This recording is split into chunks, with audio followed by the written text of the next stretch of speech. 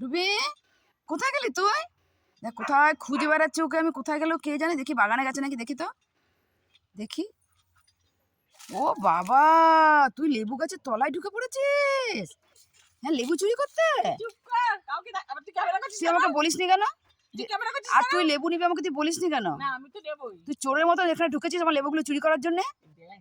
আবার এই লেবু চুরি করে তুই শিলিগুড়ি নিয়ে যাচ্ছিস?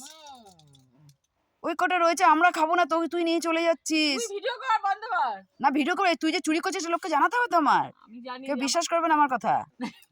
ভিডিও বন্ধ কর। তুই লেবু আল কিন্তু ছিড়বি না, ওই কটা লেবু আছে কিন্তু আমরাই খাবো, আমি বলে দিলাম। আর নিবি না, একদম নিবি না। বরের জন্য, মাসির জন্য, এর জন্য, সবার জন্য নিয়ে যাবো। জায়ের জন্য। হ্যাঁ, এই কটা বাগানে কত কষ্ট করি আমি, আর তুই এখানে লেবু চুরি করছিস। হ্যাঁ, কি বলবো তোকে, কোনো বলার কিছু নেই। তুই বললেও শুনছিস না, তুই বললেও শুনছিস না। পাচ্ছি না লেবু।